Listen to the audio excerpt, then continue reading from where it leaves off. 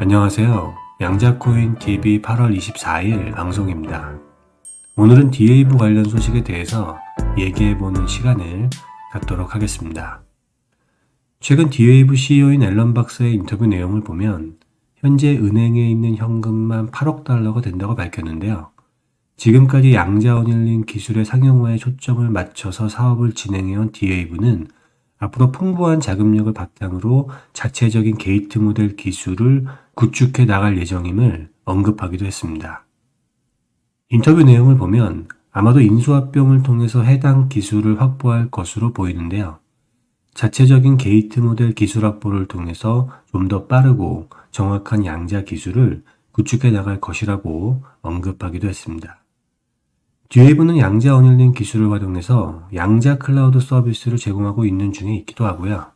이 양자 클라우드 서비스를 상당히 다양한 글로벌 대기업에 제공하고 있기도 합니다. 미국과 일본, 그리고 독일의 대기업들과 많은 프로젝트를 해왔고, 프로젝트를 통해서 다양한 양자 우위를 입증하기도 했죠. 최근에는 기존의 클래식 컴퓨터와 함께 범용 게이트 기반 시스템을 구축하면서 양자 하이브리드 기능을 확장해 나가고 있기도 하고요. 실제 양자 어닐링 기계 시스템인 어드밴티지의 상업적 판매에 성공을 하면서 매출을 확대해 나가고 있기도 합니다.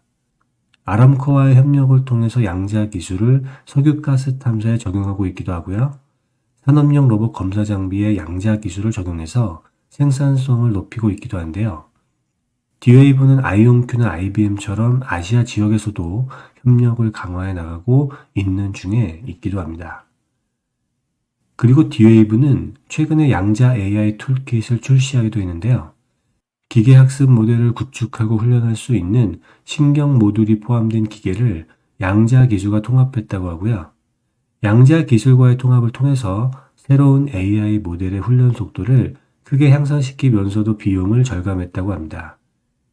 AI와 머신러닝 분야의 양자 기술을 적용하면서 이 분야의 혁신을 가져올 것으로 예상이 되는데요. 이미 윤리 슈퍼컴퓨팅 센터의 연구원들이 양자 AI 기술을 활용해서 단백질 DNA 결합을 예측하는 학습 도구를 이 툴킷을 통해서 개발했다고 하고요. 캐나다 입자 가속기 센터인 트라이엄프와는 AI와 양자 기술을 활용한 고에너지 상호작용 시뮬레이션에 이 툴킷을 활용했다고 합니다. 이 새로운 툴킷은 퀀텀 런치패드 프로그램에 등록할 경우에 3개월 평가판을 다운로드 받아서도 사용해 볼 수 있다고도 하는데요. 양자 인공지능과 머신러닝의 혁신을 발전시킬 수 있는 제품으로 평가받고 있고, 향후에 AI 기능을 발전시킬 수 있는 중추적인 역할을 할 것으로 기대가 됩니다. 그리고 D-Wave는 다국적 정밀 농업 기업인 벌지, 그리고 스테이크 산하의 슈퍼큐 퀀텀과의 자율주행 차량 양자 최적화 연구를 하고 있기도 한데요. 수천 개의 농경지에서 로봇의 이동을 효율적으로 최적화하는데 D-Wave의 런치패드 플랫폼을 활용했다고 하고요. 이 협업을 통해서 농업 분야 양자 최적화 프로젝트의 첫 상업적 계약을 만들어내는데도 성공했다고 합니다. 이번 계약을 통한 첫 매출은 단순히 재정적인 개선뿐만이 아니라 실질적인 양자 솔루션이 자율주행과 로봇 분야에서 어떻게 수익으로 만들어지고 있는지를 볼 수 있는 또 다른 첫 번째 사례라는 점에서 의미가 있었는데요. D-Wave는 앞으로도 각 분야의 선도 기업이 해당 분야에서 혁신적인 기술 혁신을 가질 수 있도록 계속된 양자 솔루션 서비스를 제공할 예정이라고 하고요. 특히 연구 중심보다는 실질적인 가치를 제공하는 상용화 서비스를 더욱 강화해 나간다는 방침이라고 합니다. 이번 사례를 계기로 앞으로도 D-Wave의 양자 솔루션 서비스는 더욱 활발해질 것으로 기대가 됩니다. 또 다른 소식으로는 D-Wave가 극저온에서도 작동할 수 있는 특수한 패키징 방법을 새로운 전략으로 개발해 나간다는 발표를 하기도 했는데요. 양자 컴퓨팅 칩을 밀폐하고 연결할 수 있다고 하고요. 양자 큐비트가 극저온 상태를 유지하는 것이 매우 어려운데 이것을 극복할 수 있는 패키징 기술이라고 합니다. 만약에 D-Wave의 극저온 패키징 신기술이 효과를 보게 된다고 하면 초전도 게이트 방식에 큰 기술적 진보가 있을 것으로 생각이 되는데요. D-Wave의 경우에도 최근의 어닐링 방식보다 시장성이 조금 더 높은 게이트 방식으로 전환을 생각하고 있기 때문에 이 방식이 효과를 보게 된다고 하면 더 높은 수익을 만들어 나갈 수 있을 것으로 기대하고 있습니다.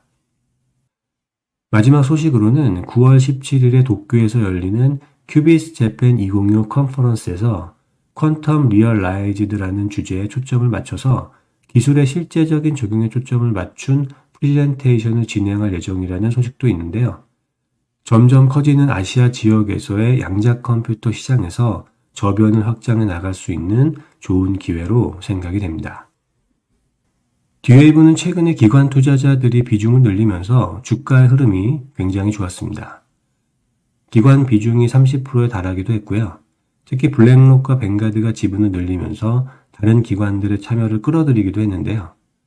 작년과 올해 초에 비하면 D-Wave에 대한 평가는 매우 긍정적으로 평가가 되고 있는 것을 확인할 수 있습니다.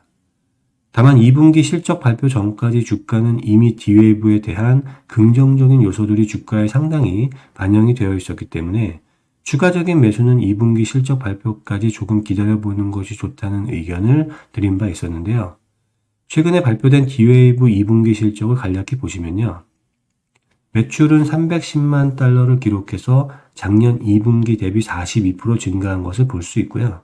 제너럴 일렉트릭, 니콘, NTT 도코모와 같은 주요 고객의 양자 컴퓨터 채택 증가에 힘입어서 매출은 추정치인 259만 달러를 22% 상회한 실적을 기록했고 주당 순이익은 애널리스트 추정치를 크게 밑돈 수치를 보여줬습니다. 작년 같은 기간에 비해서 거의 2배에 가까운 예약 건수를 기록했다고 하고요. 앞으로 매출은 계속 성장되어질 것으로 예상이 되고 있는데요. 특히 D-Wave의 경우에는 지난 12개월 동안 아시아 태평양 지역에서의 예약이 83% 증가했다고 발표하기도 했습니다. 다만 손실은 오히려 작년 2분기보다 손실 규모가 확대되어서 1억 6,700만 달러를 기록한 것을 볼 수 있고요. 작년 2분기 주당 0.1달러 손실에서 주당 0.55달러 손실로 늘어난 것을 볼 수 있는데요. 사업의 확장으로 손실의 증가는 당분간 불가피하다는 것을 시장은 이해하고 있기 때문에 큰 문제는 되지 않을 것으로 생각이 됩니다. 그동안 D-Wave는 일본의 NTT 도코모, 일본담배공사와 다양한 양자 프로젝트를 진행했었고요. 최근에는 한국의 연세대학교, 인천광역시와 전략적 제휴관계를 맺으면서 북미 지역뿐만 아니라 아시아 지역에서의 입지를 강화해가고 있는데요. 이 회사 CEO인 앨런 박사는 아시아 태평양 지역 중에서도 특히 일본에서 양자 컴퓨팅 혁신과 개발, 그리고 채택이 빠르게 일어나고 있다고 말하면서 일본이 양자 산업의 핵심적인 주요 진원지가 될 것이라고 말하기도 했습니다. 8억 1,900만 달러의 현금으로 분기를 마감한 D-Wave는 풍부한 자금력을 바탕으로 향후 아시아 지역에서도 계속적인 사업을 확장해 나갈 방침이라고 밝히기도 했고요. 전반적으로 봤을 때 글로벌 사업 확장은 아이온큐나 컨티넘, IBM과 비교했을 때 이제 막 시작한 초기 단계로 볼 수 있지만 다른 양자 회사들에 비해서는 앞서 나가고 있는 D-Wave라고 볼 수 있고요. 손실은 크지만 G, 니콘, NTT와 같은 세계적으로 인정받는 브랜드와의 협업을 유료로 전환시켜 나가고 있기 때문에 장단기적인 매출이 강화될 것으로 예상이 되고 잠재적인 고객의 신뢰도도 높아질 것으로 예상이 됩니다. 또 국제 파트너십을 통해서 아시아와 유럽 시장에 대한 회사의 접근성이 강화될 것으로 예상이 되는데요. 클라우드 사업을 통한 반복적인 수익도 더욱 확장될 것으로 기대가 되고요. D-Wave의 향후 매출과 사업도 계획대로 잘 진행될 것으로 예상이 되고 있습니다. 미국 정부는 올해 2월에 2025년 에너지부 리더십 법안을 상원에 제출했고요. 이 법안이 에너지천연자원위원회에 회부되었다고 하는데요. 이 법안을 통해서 양자 컴퓨터 관련한 양자 연구를 증가시킬 예정이고요. 5년 동안 최대 25억 달러의 자금을 지원할 예정입니다. 앞으로 다른 국가들과 양자 컴퓨팅 분야에서 협력하기 위한 규정을 마련하는 것부터 시작해서 누가 자금을 받을 수 있는지에 대한 기준, 그리고 양자 기술에 대한 새로운 목표와 우선순위를 제공할 예정이라고 하는데요. 이 법안의 시행으로 D-Wave 역시 수혜를 받을 것으로 예상이 되고요. 이 법안이 본격적으로 시행이 되면 투자자들의 양자주에 대한 관심도 더욱 증가할 것으로 예상이 됩니다. 워렌 버핏은 본인의 투자 성공의 가장 큰 요인으로 장기 투자를 꼽았다고 하죠. 물론 종목을 가려내는 능력도 매우 중요하지만 무엇보다 중요한 것은 본인이 선택한 해당 종목이 빛을 볼 때까지 기다려주는 것이 매우 중요하다는 생각이 들고요. 그것이 쉽지 않은 일이라는 것을 다시 한번 느끼게 되는 것 같습니다. 아직까지 양자산업은 초기이고 그런 만큼 양자 컴퓨터 회사들 간의 명함은 시간이 지나면서 계속 변할 수 있다고 생각이 되기 때문에 단기적인 이슈에 일희일비하기보다는 본질과 원칙에 충실한 투자가 필요한 시기인 것 같습니다. 오늘도 시청해주셔서 감사드리고요. 다음에 또 찾아뵙도록 하겠습니다. 감사합니다.